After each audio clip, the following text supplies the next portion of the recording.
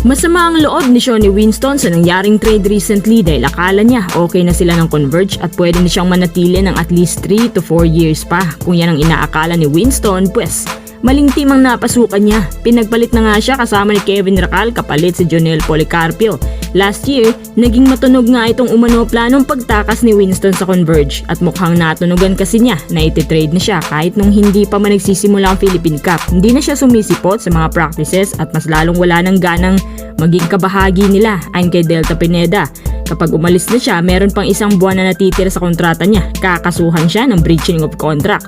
Natakot si Winston at naglaro. Pinag-sign din siya ng one conference deal para maging parte pa rin ng kanilang campaign. Sa laban nila kontra Ginebra, inobserbahan lang siya ng management hanggang sa nakapagdesisyon ng Converge na bitawan na dahil nagkaka-average na lamang siya ng 6 points per game. Bumaba ito ng 45% sa usual na numbers niya. Isa din sa nagbigay go signal sa desisyong ito, yung inconsistency niya sa loob ng 2 taon na pananatili sa kanila. Sakto naging available na sa market ang matagal na nilang gustong makuha na si Jonel Policarpio. Kapwa kapampangan ni Delta Pineda at kabisado na nilang playing style nito. Kung hindi nyo pa naitatanong, si Policarpio kayang lumaro ng 3, 4 at 5 position. Para siyang shorter version lang ni Justin Baltasar.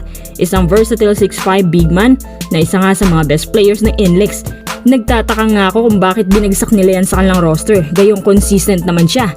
Marahil dahil siguro kailangan din ng NLEX ngayon nung magtitimon sa kanila na at least kagaya ni Winston plus dinagdag pa nila si Kevin Racal na isang promising big man na hindi nabigyan ng good minutes sa Converge dahil sa dami ng kanilang big man na ginagamit. At ang NLEX ngayon, medyo marami ring magagamit sa front court.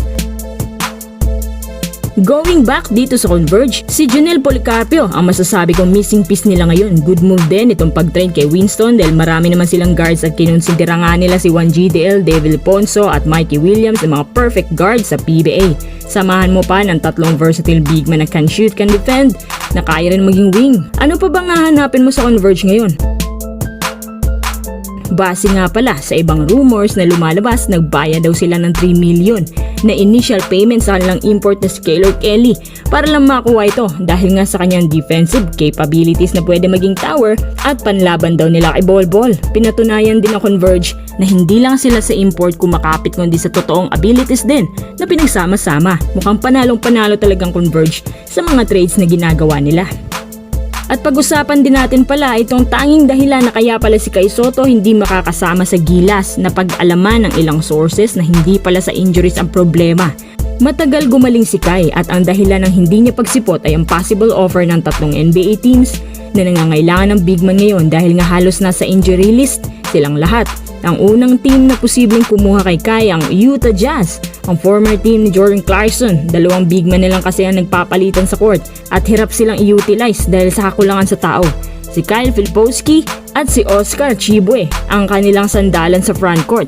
Habang ang Sacramento Kings may sinabi umano kay Jimmy Alapag na susubukan daw nila ang 7-3 na pinagmamalaki ng Pinoy. Nagiging magandang rekomendasyon ni Alapag sa Kings at nagka-interest daw bigla ang mga to.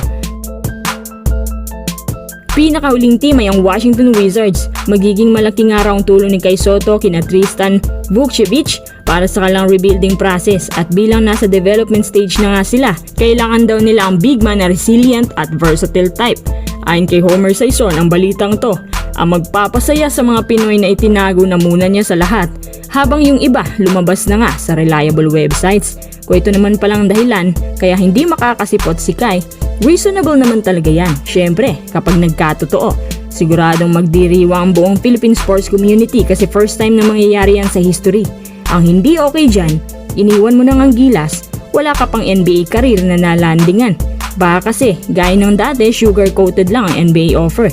Yun pala, tender offer or 10-day contract. Tapos, papauwiin. Wag naman sana, no?